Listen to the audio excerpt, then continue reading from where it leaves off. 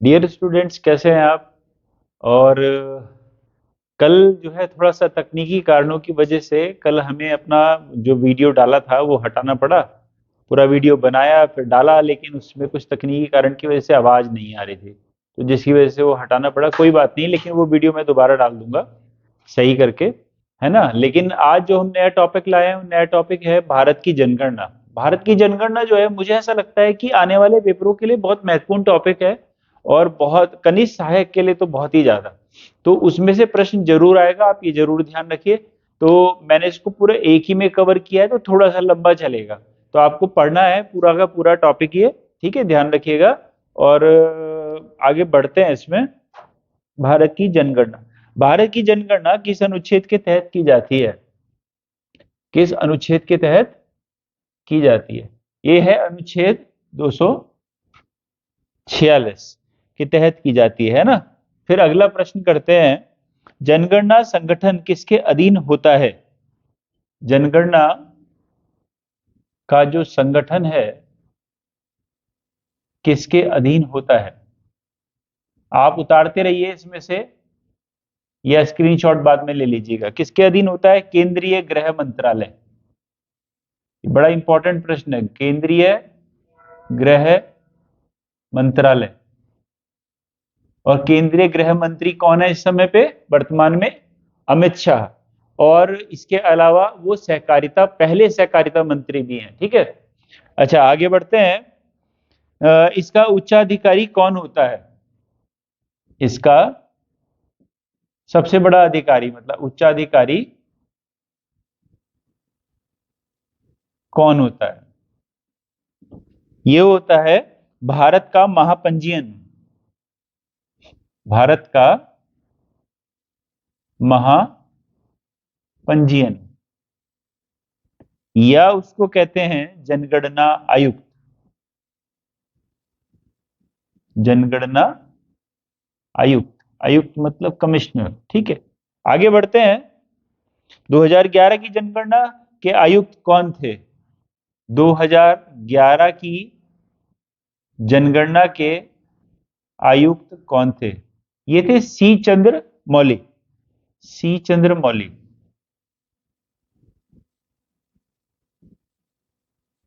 अब आएगा कि वर्तमान में जनगणना आयुक्त कौन है? वो है डॉक्टर विवेक जोशी। डॉक्टर विवेक जोशी। अगला प्रश्न है हमारा, जाति आधारित जनगणना सर्वप्रथम कब हुई? जाति आधारित,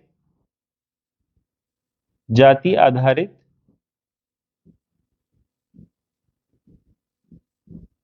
जनगणना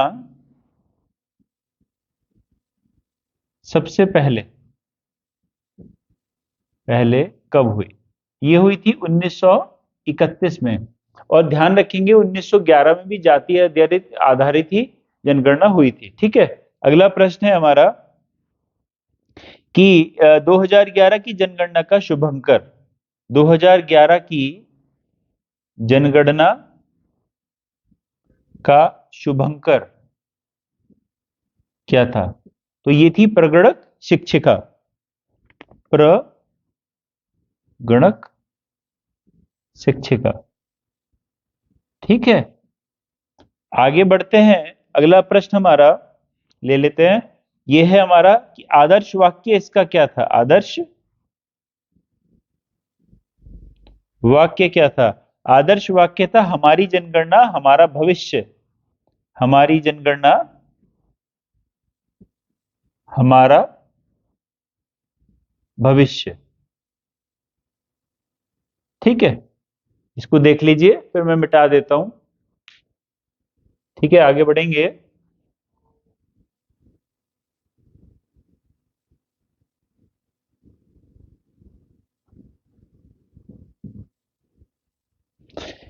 जी, आगे है इसमें कि भारत में जनगणना की शुरुआत कब हुई? भारत में जनगणना की शुरुआत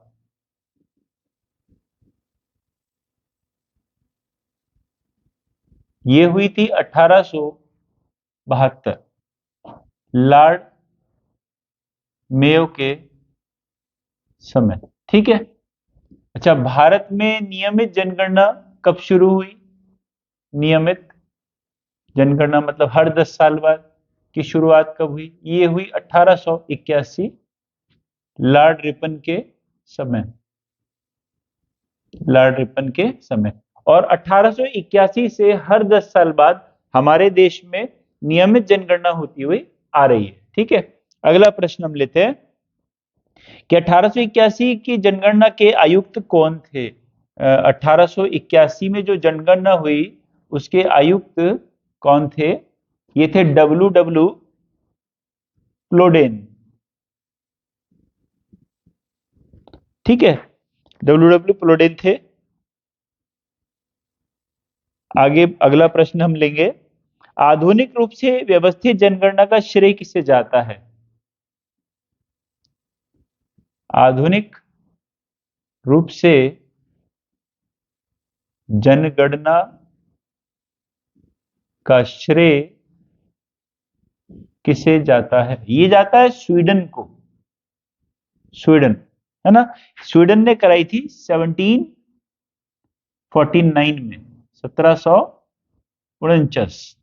ठीक है, अगला प्रश्न हम लेंगे, यह है देश की जनगणना की शुरुआत, दशकीय जनगणना की शुरुआत किसने की थी? दशकीय जनगणना की शुरुआत,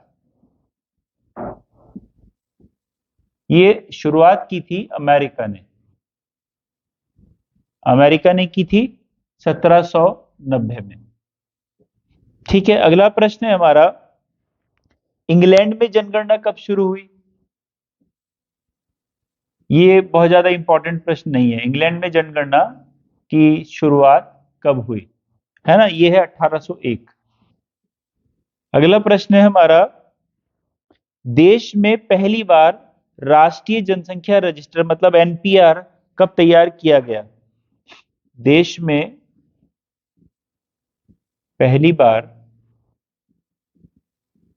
एनपीआर कब तैयार किया गया? 2011। ठीक है, अगला प्रश्न लेंगे, 2011 की जनगणना में कितने जिले थे? 2011 की जनगणना में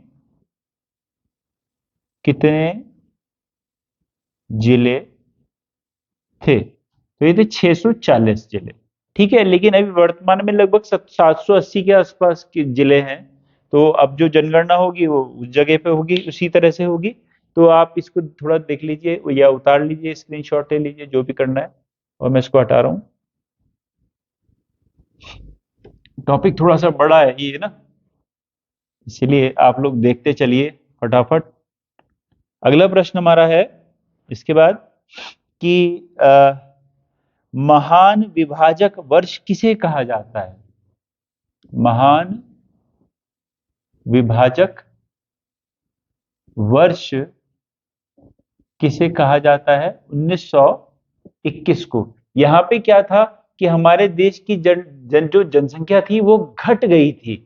तो लगातार बढ़ती हुई आ रही थी, लेकिन 1921 में आके घट गई, तो इसको महान विभाजक वर्ष कहा जाता है इसीलिए। ठीक है, भारत की जनसंख्या में सर्वाधिक वृद्धि कब दर्ज की गई? भारत की जनसंख्या में सर्वाधिक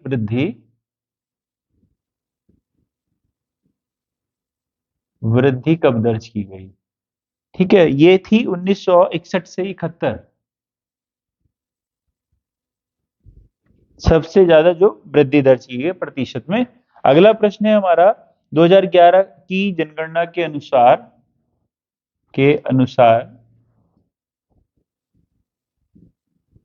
भारत की जनसंख्या कितनी है?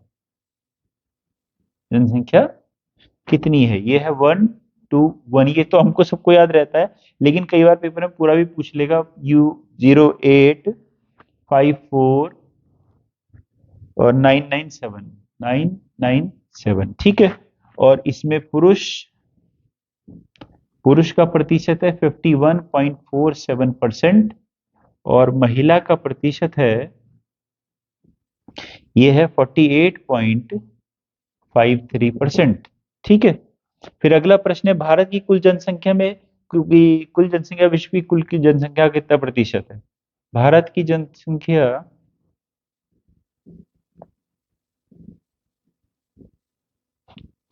विश्व की जनसंख्या का कितना प्रतिशत है? 17.5%। अगला प्रश्न है हमारा कि हमारा जनसंख्या घनत्व, भारत का जनसंख्या घनत्व कितना है? 325 था 2001 में, जो कि बढ़कर 382 हो गया 2011 में। ठीक है, यहां तक देख लीजिए, फिर हटा देते हैं इसको। सारी चीजें नोट कर लीजिएगा। इस समय 382 जनसंख्या घनत्व है, ये याद रखिएगा। जनसंख्या घनत्व कितना है? 382।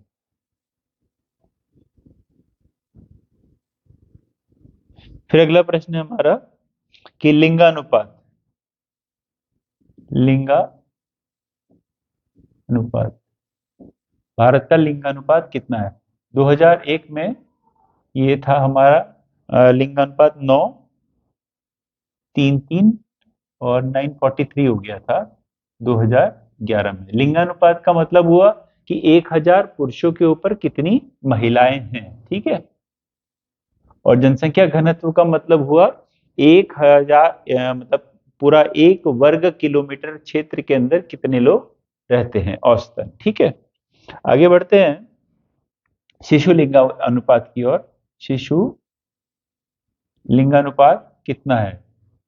शिशु लिंगानुपात, शिशु लिंगानुपात जो होता है वो 0 से 6 वर्ष के बच्चों का लिया जाता है। ये भी प्रश्न आ सकता है और ये 918 वर्तमान में है। अगला प्रश्न है हमारा साक्षरता का, कि भारत की साक्षरता कितनी है? साक्षरता आपको आसानी से याद होगी, 73% है। और पुरुषों की साक्षरता जो है वो 80.9% है और महिलाओं की साक्षरता जो है वो 64.6% है। ये देख लीजिए, ये बड़ा इंपॉर्टेंट वाला पार्ट है। ठीक है। इसके बाद है पूर्ण साक्षर घोषित राज्य कौन सा है? आप सब जानते होंगे पूर्ण साक्षर घोषित राज्य कौन सा है? केवल एक है, वो है केरल। केरल के बाद अगर प्रतिशत मतलब सबसे ज्यादा ये आती है साक्षरता, तो वो आती है मिजोरम की, लेकिन वो पूर्ण साक्षर नहीं है। ठीक है। देश इसके बाद अगले प्रश्न आगे पेज से शुरू करते हैं, इसको देख लीजिए, मैं बता देता हूँ। ठीक है, पूर्ण साक्षर केरल।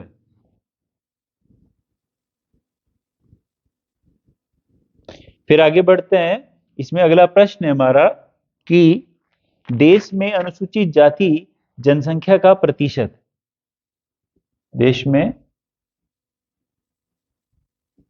अनुसूचित जाति जनसंख्या मतलब शेड्यूल कास्ट का प्रतिशत कितना है? प्रतिशत 16.6% है। ठीक है भैया।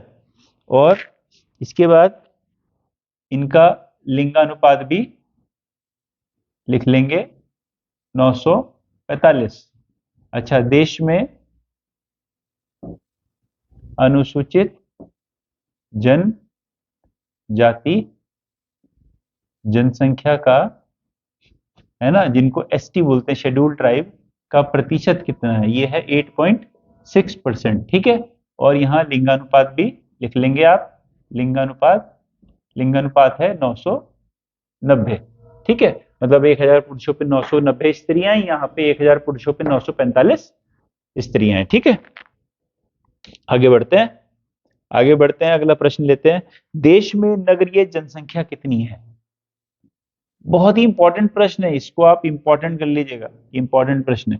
देश में नगरीय जनसंख्या का प्रतिशत कितना है?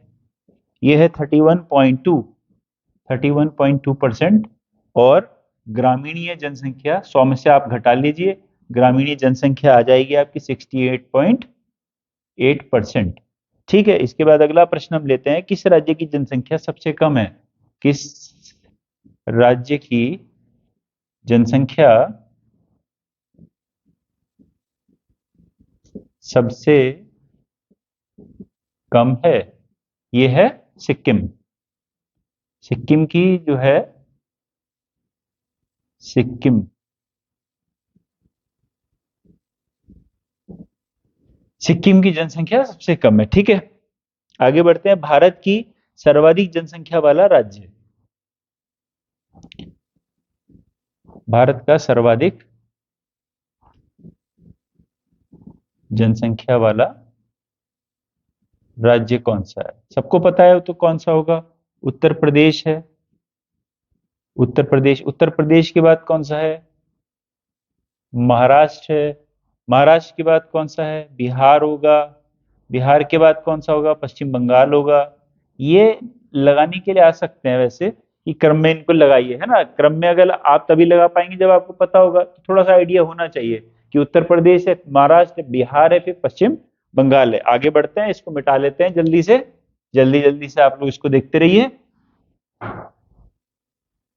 ठीक है, उत्तर प्रदेश, महाराष्ट्र, बिहार, पश्चिम बंगाल। ठीक है, अगला प्रश्न है हमारा, भारत की न्यूनतम जनसंख्या। भारत की न्यूनतम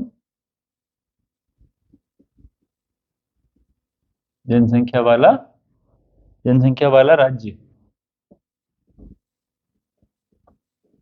जनसंख्या वाला राज्य कौन सा है? सिक्किम।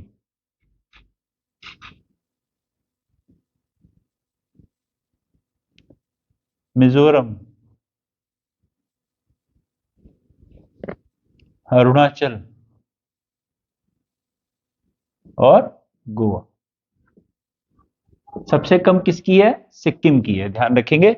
अगला प्रश्न है हमारा, सर्वाधिक दशकीय वृद्धि दर वाला राज्य। सर्वाधिक दशकीय वृद्धि दर वाला राज्य। सर्वाधिक दशकीय वृद्धि दर वाला राज्य मेघालय। मगर मतलब क्या हुआ इसका, कि 10 सालों के अंदर यहां पे मेघालय के अंदर जो दर है, मतलब प्रतिशत में सबसे ज्यादा वृद्धि हुई है, प्रतिशत में। ठीक है, मेघालय में। और यहां पे आ जाएगा न्यूनतम दशकीय वृद्धि दर वाला राज्य नागालैंड। ये जो है माइनस में गया है, मतलब यहां से लोग बहुत कम हुए हैं, यहाँ पे संख्या कम हुई है। ठीक है, उसके बाद है सर्वाधिक जनसंख्या घनत्व। सर्वाधिक जनसंख्या घनत्व। घनत्व का मतलब मैं आपको बता चुका हूं कि 1 वर्ग किलोमीटर के अंदर रहने वाले लोगों की औसत संख्या क्या होगी? घनत्व होती है। ये है बिहार। बिहार, ठीक है, बिहार है, उसके बाद पश्चिम बंगाल है, फिर केरल है, फिर उत्तर प्रदेश है। तो बिहार देख लेंगे, फिर अगला प्रश्न हम लेते हैं तब तक। अगला प्रश्न है हमारा, न्यूनतम जनसंख्या घनत्व वाला राज्य।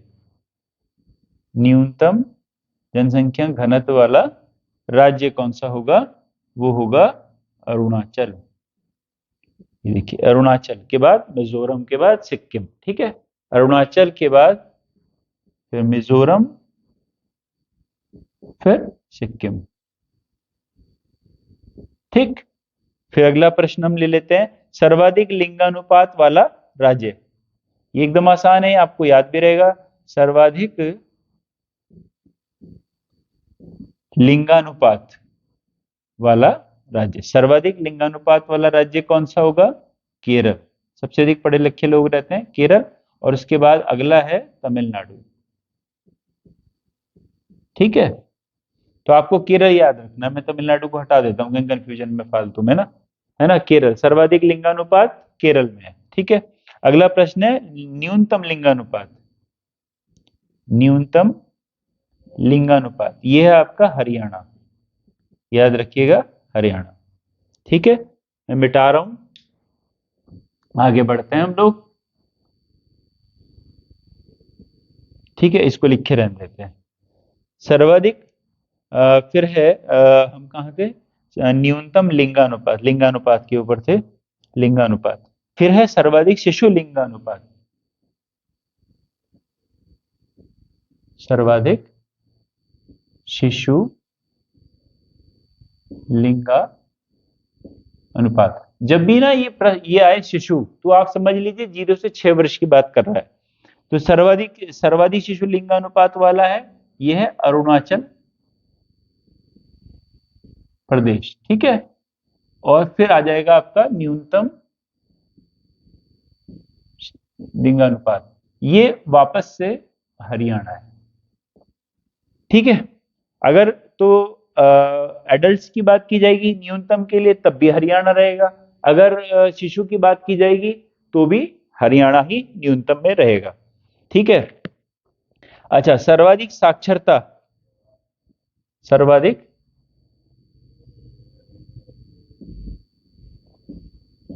साक्षरता दर किसकी है, केरल, केरल के बाद मिजोरम।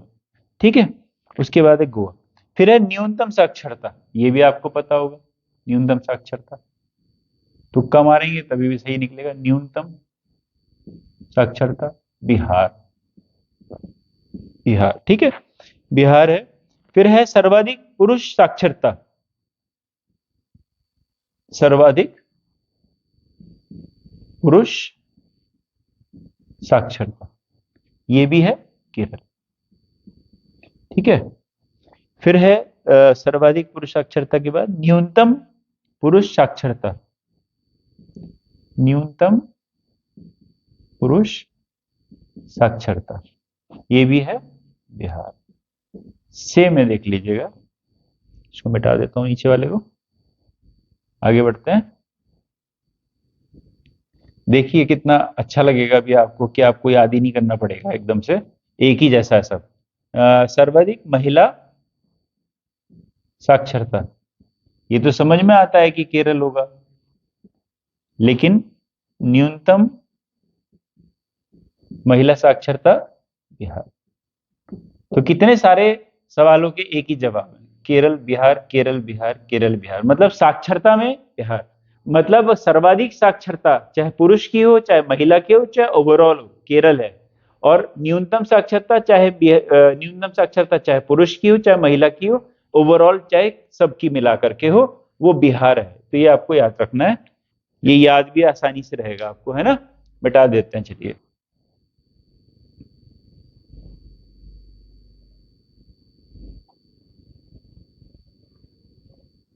चलिए आगे बढ़ते हैं। हम कहाँ पहुंच गए थे, बिहार तक। फिर है सर्वाधिक ग्रामीण जनसंख्या प्रतिशत वाला राज्य,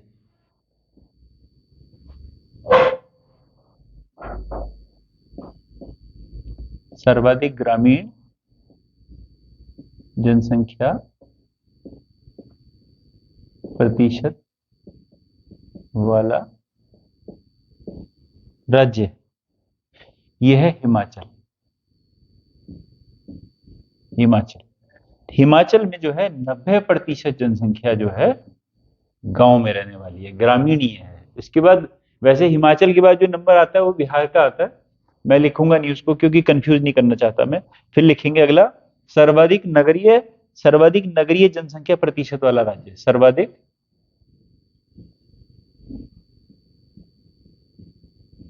नगरीय जनसंख्या प्रतिशत वाला राज्य, ये आ जाएगा गोवा। ठीक है, गोवा, गोवा आ जाएगा। गोवा के बाद आ जाएगा मिजोरम, है ना। अच्छा, अगला प्रश्न लेते हैं, सर्वाधिक नगरीय जनसंख्या, ये प्रतिशत की बात थी, सर्वाधिक नगरीय जनसंख्या, सर्वाधिक नगरीय जनसंख्या महाराष्ट्र,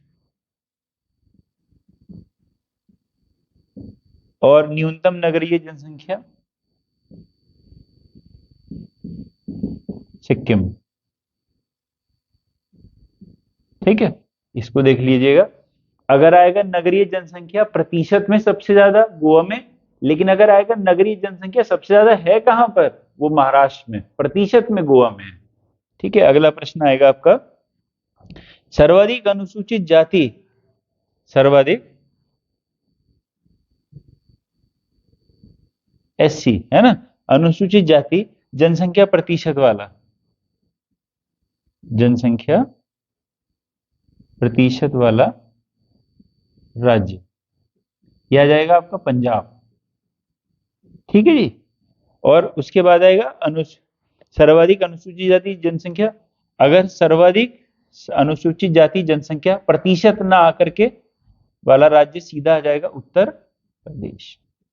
मतलब समझ गए, मतलब सर्वाधिक शेड्यूल कास्ट मतलब अनुसूचित जाति जनसंख्या प्रतिशत में तो है पंजाब, लेकिन अगर जनसंख्या की बात की जाए कि सबसे ज्यादा जनसंख्या कहां रहती है शेड्यूल कास्ट की, तो वो रहती है उत्तर प्रदेश में। ठीक है, चलिए आगे बढ़ते हैं।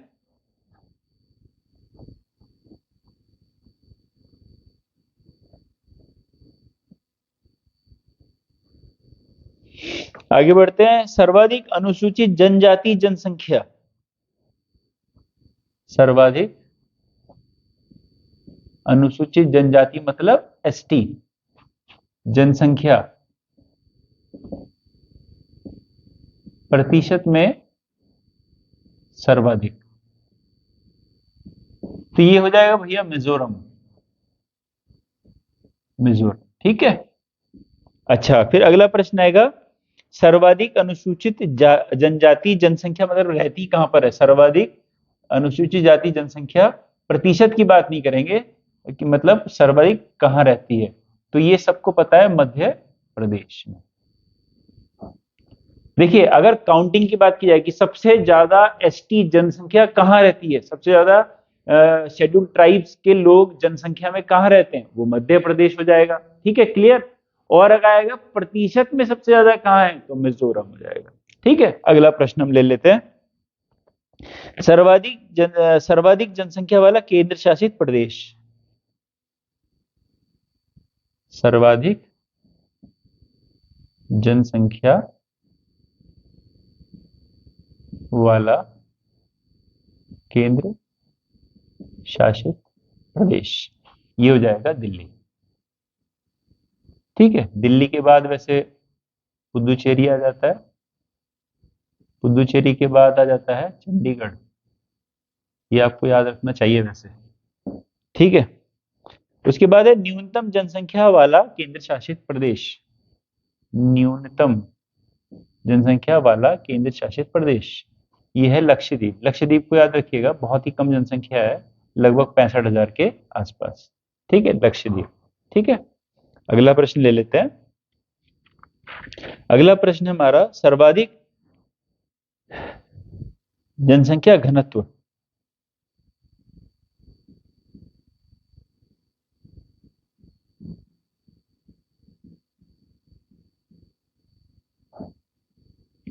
सर्वाधिक जनसंख्या घनत्व है, सबको पता रहेगा दिल्ली, है ना। और न्यूनतम जनसंख्या घनत्व भी सबको पता रहना चाहिए, अंडमान निकोबार।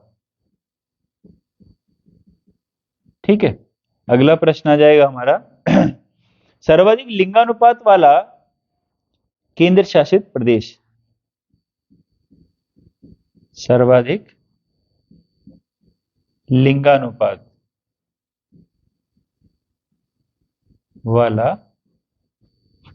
केंद्र शासित प्रदेश, ये है आपका पुदुचेरी।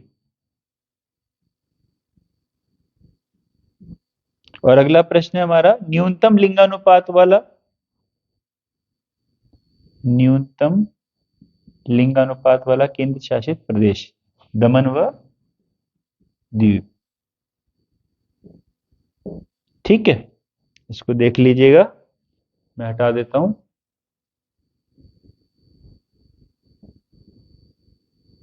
मुझे ऐसा लगता है कि ना कनिष्ठ सहायक में इसमें से प्रश्न पूछा जा सकता है, जरूर जरूर एक प्रश्न आएगा। अच्छा, इसमें आगे बढ़ते हैं। सर्वाधिक शिशु लिंगानुपात वाला केंद्र शासित प्रदेश। सर्वाधिक शिशु लिंगानुपात वाला केंद्र शासित प्रदेश, ये हो जाएगा हमारा शिशु लिंगानुपात में अंडमान निकोबार। निकोबार, ठीक है।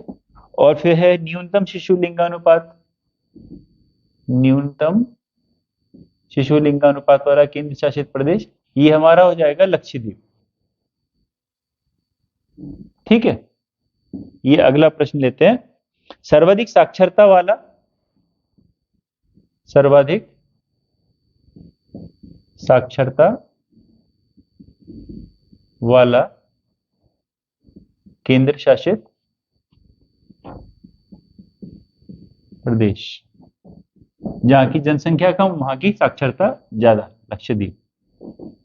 लक्षद्वीप, ठीक है। सर्वाधिक न्यूनतम साक्षरता,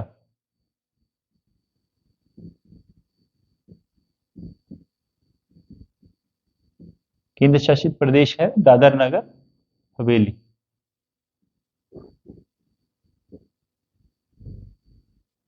ठीक है, आगे बढ़ते हैं। सर्वाधिक पुरुष व महिला साक्षरता। सर्वाधिक पुरुष महिला साक्षरता, ये आ जाएगा लक्षद्वीप। वो ये रहेगा सेम में, लक्षद्वीप। ठीक है, और न्यूनतम पुरुष व महिला साक्षरता, न्यूनतम पुरुष व महिला साक्षरता, यह है दादर नगर हवेली। देखिए सेम है, बिल्कुल कुछ भी अंतर नहीं है। साक्षरता जो केंद्र शासित प्रदेश है लक्षद्वीप है, पुरुष महिला में भी वही है। और न्यूनतम साक्षरता में दादर नगर हवेली है, न्यूनतम साक्षरता पुरुष महिला के भी दादर नगर हवेली है। अगला प्रश्न है हमारा, सर्वाधिक नगरीय जनसंख्या वाला केंद्र शासित प्रदेश। सर्वाधिक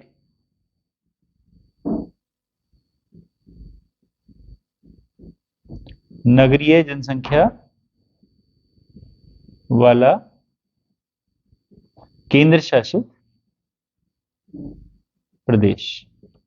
सर सबसे ये है सबसे सर्वाधिक नगरीय जनसंख्या वाला केंद्र शासित प्रदेश है दिल्ली। ये आप अंदाजे से भी तुक्का भी मारेंगे पेपर में तो ठीक ही लगेगा आपका। और न्यूनतम का आ जाएगा, न्यूनतम नगरीय जनसंख्या वाला केंद्र शासित प्रदेश आ जाएगा अंडमान निकोबार। ठीक है, अंडमान निकोबार, इसको देख लीजिए। बस थोड़ा सा रह गया है ना, हटा देते हैं।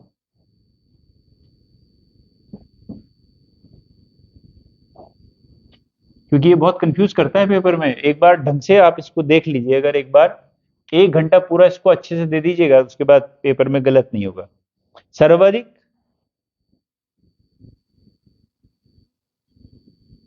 शेड्यूल कास्ट, शेड्यूल कास्ट जनसंख्या वाला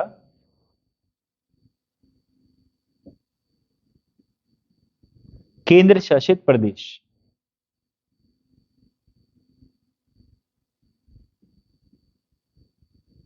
यह आ जाएगा आपका दिल्ली।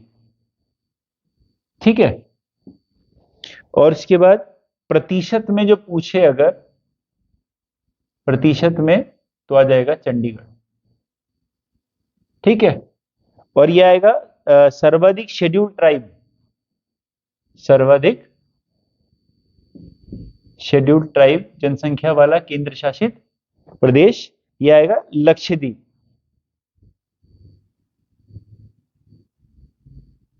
है ना।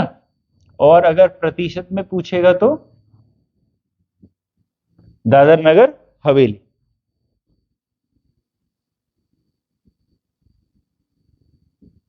दादर नगर हवेली, इसको देख लीजिए।